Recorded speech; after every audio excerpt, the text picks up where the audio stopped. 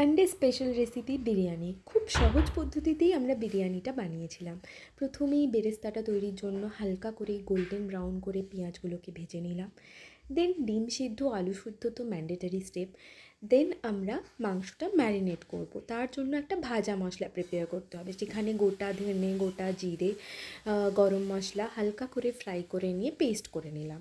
দেন চিকেনটা piece piece করে কেটে নিয়ে তার মধ্যে চিলি গার্লিক পেস্ট, বেরেস্তার পেঁয়াজটা, শুকনো লঙ্কা অ্যান্ড হলুদ গুঁড়ো দিয়ে ভালো করে ম্যারিনেট করে নিলাম। লাস্ট টিপ ম্যারিনেশনের হচ্ছে টক দই অ্যান্ড হালকা সাদা তেল। টক দই আর সাদা তেল দিয়ে ভালো করে জিনিসটাকে ম্যারিনেট করার পর আমরা সেটাকে 30 মিনিটস চাপা দিয়ে প্রপারলি রেখে দিলাম।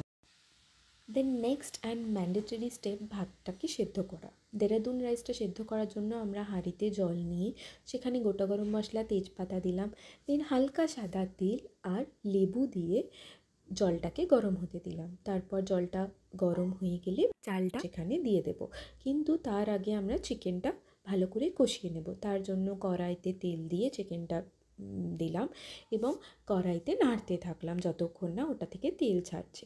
তারপর ভাতটা দেওয়ার পর আমরা চেক করে নিলাম যে ভাতটা সেদ্ধ হয়েছে কিনা। যদি ভাতটা সেদ্ধ হয়ে গিয়ে থাকে সেক্ষেত্রে ভাতের ফ্যানটাকে ঝেড়ে নিলাম। তারপর আমাদের চিকেনটা ততক্ষণে ভালো মতো কষে গেছে।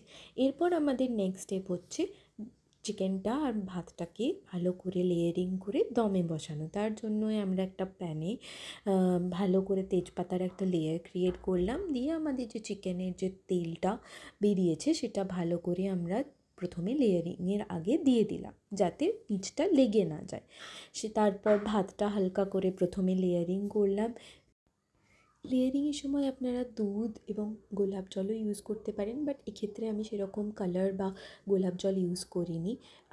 আমরা যদি এক্সটার্নাল কালার অ্যাড করতে চাই সেটাও পসিবল, বাট এক্ষেত্রে আমি খুব ঘরোয়া পদ্ধতিতে সিম্পল উপায় তৈরি করার চেষ্টা করলাম। তার জন্য আমরা এখানে মাংসের তেলটাই ইউজ করেছি। প্রথমেই ভাতের লেয়ারিংটা করার পর চিকেন আর আলুগুলো লেয়ার করে দিলাম নেক্সট স্টেপে। দেন আমাদের কাজ হচ্ছে ভাতের সেকেন্ড লেয়ারটা দেওয়া এবং ডিমগুলো ভালো করে সাজিয়ে আমরা দমে বসাবো।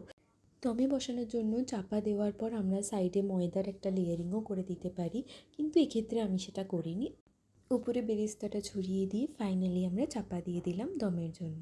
তারপর ফাইনাল লুকটা দেখার জন্য তো আমি খুবই এক্সাইটেড ছিলাম। কার কার বিরিয়ানি ভালো লাগে কমেন্টে জানাতে ভুলবেন না কিন্তু। And now the final look, it's really tempting. Biryani, raita, chicken চাপ, দ্য বেস্ট কম্বো এভার। ঠিক বললাম কি না?